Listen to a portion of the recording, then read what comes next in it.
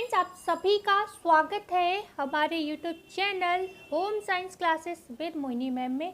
आज जो है हम यूपी ग्रामीण बैंक में कुछ भर्तियां आई हैं जो कि कुछ नहीं 49 ज़िलों में आई हैं। ठीक है, यूपी के 49 ज़िलों में आई हैं। ग्रामीण बैंक की भर्ती है, बहुत ज़्यादा क्वालिफिकेशन नहीं है और ये जो आपके आसपास के गांव होते हैं, ठीक है, जैसे कि मैं अभी चर्चा कर रही हूँ ई एजुकेटर की, तो जो ये भर्तियां चल रही हैं वो तो केवल होम साइंस वालों की हैं, पर इसमें कोई भी अप्लाई कर सकता है जिसमें सिर्फ आपको बेसिक कंप्यूटर नॉलेज होनी चाहिए। ओके, और आप इसमें अप्लाई कर सकते हो। ठीक है, ओके, तो पूरा डिस्कशन करेंगे क्या है, कैसी है भर्ती। हम सभी जानते हैं क्या होता है, हमारे आसपास में ग्रामीण बैंक होते हैं, हर गांव के आसपास होते हैं, शहरों में भी होते हैं। ठीक है, तो यहाँ पर जो चर्चा करेंगे कितने ज़िलों में है, कितनी वैकेंसियाँ हैं, और सारा जो मैं ये पूरा इसका पीडीएफ लेके आई हूँ बिल्कुल विद प्रूफ, आप देख सकते हो। आवेदन इसके स्टार्ट हो चुके हैं, आप इसको जल्दी से आवेदन कर दीजिए और आपके आसपास की है, सैलरी भी सही है, आप इसको तुरंत से आवेदन कर दीजिए। तो हम चलते हैं, उससे पहले सभी लोग वीडियो को लाइक शेयर कर देंगे अपने मित्रों के लिए एंड सब्सक्राइब जरूर करेंगे, जिससे मैं टाइम टू टाइम जितनी भी अपडेट मिले और आप तक पहुंचा सकूं। ठीक है, तो चलते हैं। देखो, उत्तर प्रदेश ग्रामीण बैंक आपको दिख रहा है, तो यहाँ पर लिखा है, सारा पढ़ लेना प्रिंट, जिससे कि आपको कोई भी जैसे कमेंट में आप लोग परेशान होते हो, कमेंट की क्या होती है, भरमार लग जाती है। पूरा मतलब कमेंट आप खुद चेक करिए, इतने सारे कमेंट होते हैं, तो मैं अकेले इतने आंसर नहीं दे पाती हूँ। तो इसके लिए आप ये पढ़ लीजिएगा, आपको बहुत फ़ायदा होगा। उसके बाद भी कुछ समझ नहीं आता है तो कोई दिक्कत नहीं, आप कमेंट कर सकते हो। ठीक है, ऐते द्वारा सूचित किया जाता है, मैं बहुत जल्दी पढ़ दूँगी जिससे आपको समय आपका जो है बिल्कुल बर्बाद ना हो।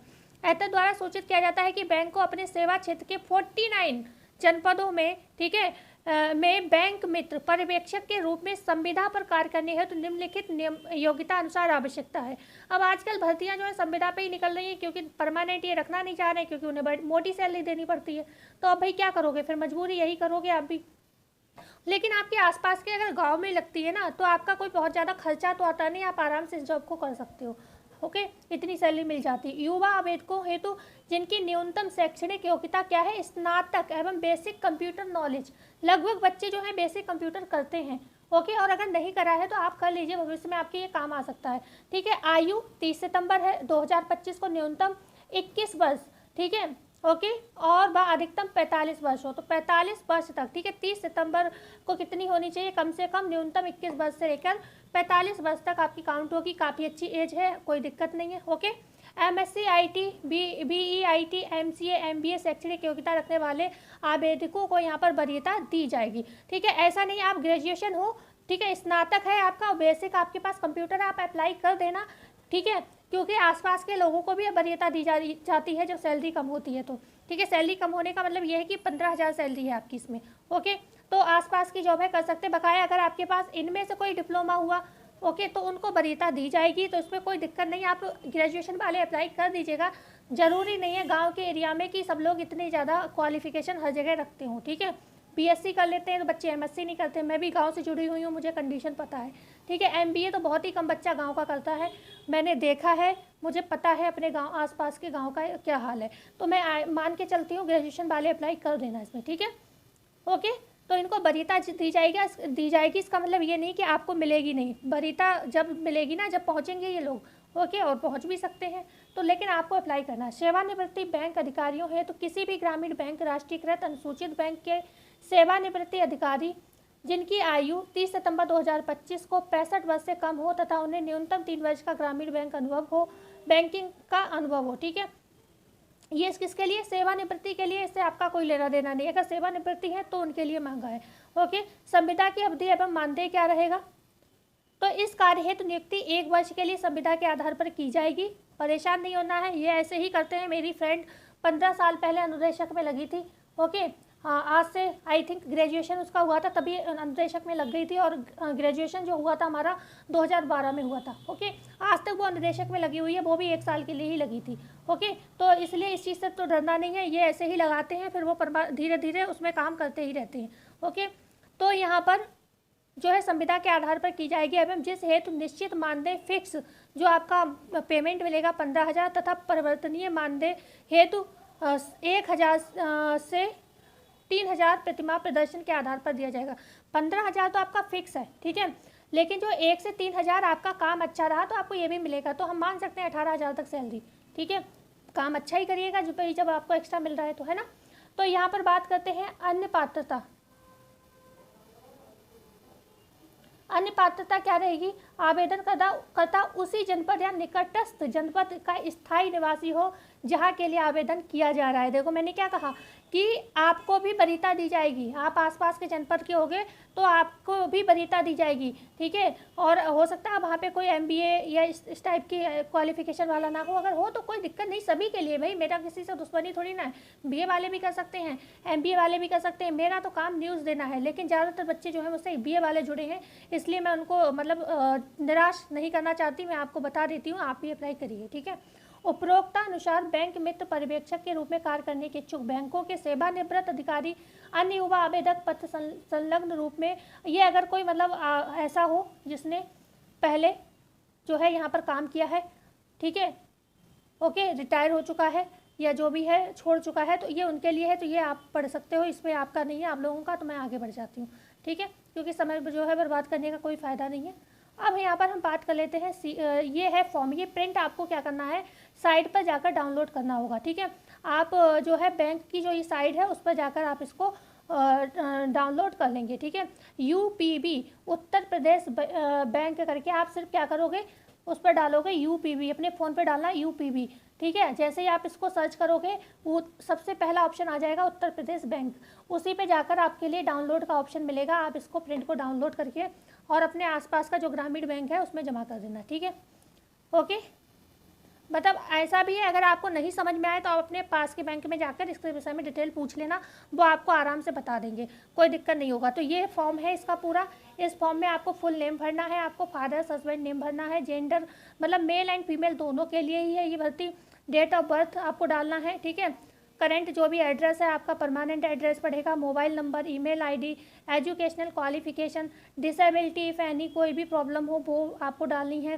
प्रीवियस वर्क एक्सपीरियंस अगर आपके पास है कोई भी तो आप डाल सकते हो, ठीक है। नेम ऑफ ऑर्गेनाइजेशन, डेजिग्नेशन क्या है, डेट वगैरह ये सब डाल के आपको यहाँ पर भर देना है, ओके। अब हम आ जाते हैं नेम एंड एड्रेस, यहाँ पर आपको डालना है पूरा, तो ये सब चीज़ें आप समझ ही सकते हो, इस फॉर्म को निकालोगे तो आप भर लोगे। यहाँ पर प्लेस एंड डेट डाल के सिग्नेचर करके अपने आपको ये प्रिंट जो है आपको भेजना है अपनी बैंक में, ओके। अब हम बात करते हैं यहाँ पर कितनी सीट है कहाँ पर, तो 49 जनपद में ये भर्ती निकली है, 92 टोटल सीट है, मतलब सभी जनपद में लगभग 2 सीट है, कुछ में 1 सीट है। तो आपके एक बैंक में 1-2 सीट ही होती हैं हर चीज़ की, लगभग हर पोस्ट अपनी अपनी पोस्ट की, तो इसमें घबराना नहीं है।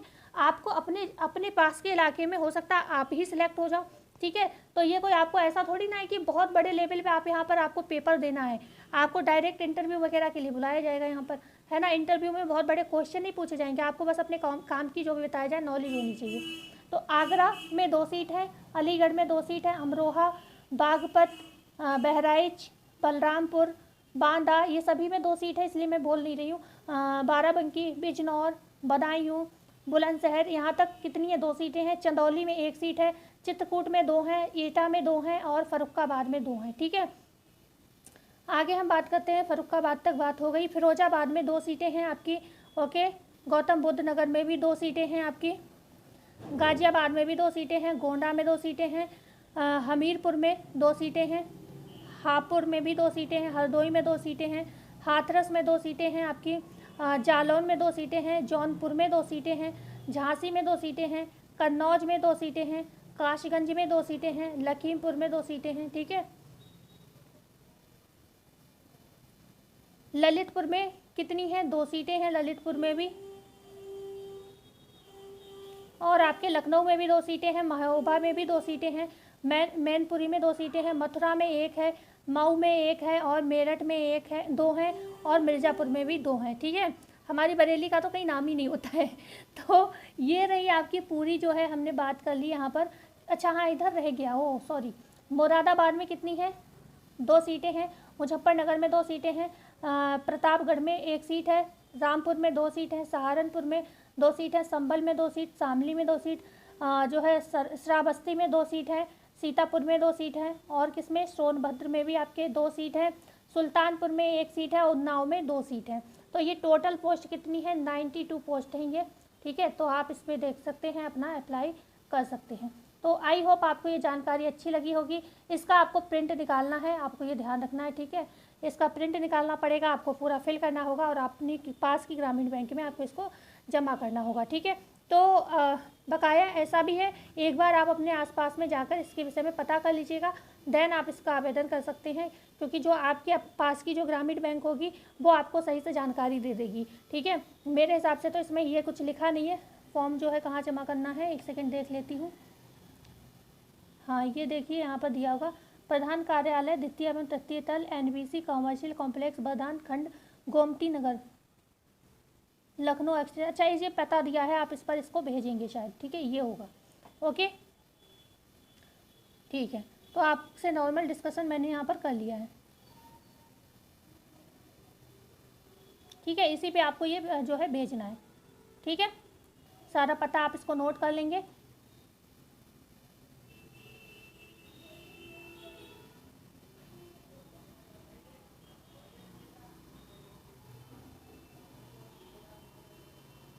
ठीक है, तो यही पता दिया हुआ है तीनों जगह, तो यही है आपका, ठीक है। इस पर आपको जो है ये प्रेषित करना है। और आई होप आपको ये जानकारी अच्छी लगी होगी। देखो, थोड़ी मेहनत तो करनी पड़ेगी और देन आपको सिलेक्शन हो जाएगा। और बहुत से लोग इसमें कर भी चुके हैं, क्योंकि ये जो है तारीख जो है इसकी, ये आपका आई थिंक शुरू हो गया था 8 तारीख से, 8 जुलाई से शुरू हो गया था और 29 जुलाई लास्ट डेट है, ठीक है। 8 जुलाई से शुरू हो गया था ये फॉर्म भरना और 29 जुलाई लास्ट डेट है। तो इसमें फॉर्म जो है भर चुके हैं आपके, थोड़े बहुत रह गए हैं, तो आप लोग भी भर लीजिए, ठीक है। तो मिलते हैं कल नई वीडियो में नई जानकारी के साथ। जब तक के लिए सभी का धन्यवाद।